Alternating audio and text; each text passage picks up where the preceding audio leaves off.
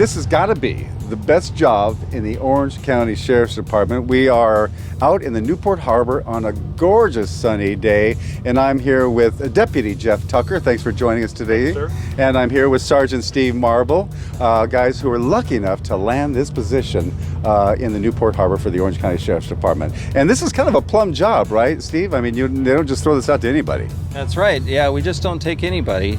You've got to have an impeccable career so far. You got to have patrol time, and we're a tight-knit family here. So the person that we bring on to join our team, they've got to be able to get along with others. And so, how long have you been on the department? I've been with Orange County for about 17 years. 22 years total in law enforcement, 17 in Orange County. And you've been on the boat? About 3 years now. About 3 years, yeah. And it was one of the happiest days of your life. It's still the happiest day of my life. Every day I get to come to work in a place like this. It's gorgeous out here. It is a jewel of this department. It's one of those forgotten secrets that we get to work with. So try to keep it quiet. Don't tell anybody else what we're doing. There's a lot to your job. There's a lot of things that you do, right? You have to know a lot of different things. For instance, fire and rescue is part of your job too, right? That's correct. Not only are we law enforcement officers, but we do have maritime firefighting responsibility, rescue, towing, life-saving responsibilities. We are men of many hats when you come to work here. Right. Like if somebody has a problem and they've had, let's say, a heart attack out in the middle of the harbor or out and within 3 miles outside of the harbor, that your guys are probably going to be the first ones there, right? That's correct.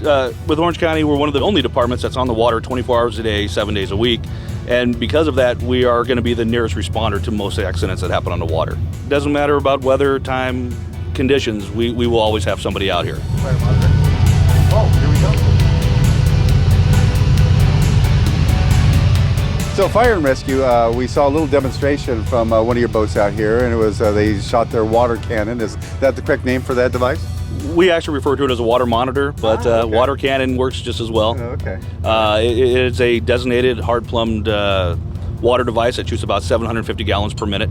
Wow. So we can put a lot of water downrange if we need to. You've got the lifeguards, you've got the Coast Guard, you guys are here, the fire department, fire and rescue, there's other boats here. So all those, you have to work in tandem with all those groups, right? That's correct. We do the best we can. We work with outside law enforcement agencies, landside units. We work with fire, we work with Coast Guard, federal agencies up and down the coastline. And we have to work cooperatively with, informed partnerships. There's no real big ego. Everybody does as much as they can together in order to maintain a safe environment. So if you're out at sea, you're 10, 12 miles out, your nearest hope for any kind of assistance may be a helicopter rescue. We would be in a position where we would put you on the deck of a boat just like this. We'd call in the Coast Guard. They would drop a basket out of the helicopter. We would get you suited up and taken away for medical help. And you mentioned to me that your jurisdiction goes 3 miles out. But if there's something that's past that, you can still help out. Absolutely. We have state law jurisdiction that goes out 3 miles, from the shoreline out 3 miles. After that is typically Coast Guard responsibility or federal law, but because we're the boats that are on the water 24/7, we're going to be the closest to respond. So we will be the first ones to go out and assist the other agencies.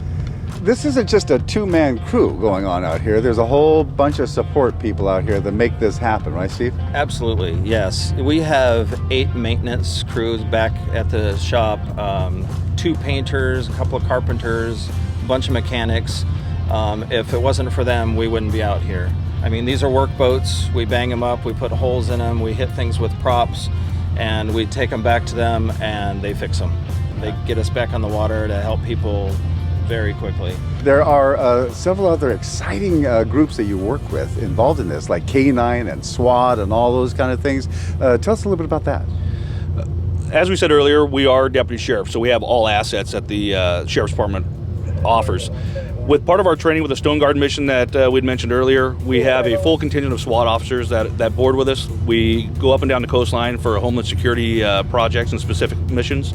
We work hand in hand with our SWAT officers. They provide the tactical edge. We provide the boating side of things. We also work with our K9. As in this harbor alone, we have... How does that work, and what would a K9 specialize in? Well, K9, quite a bit of stuff. I mean, just like you would on the street. You can use K9s for their sense, for drug recognition. You could use them if you needed to bring somebody off a boat when you're trying to get there. They provide a very valuable asset for us, especially in an unstable condition that we are here on the water.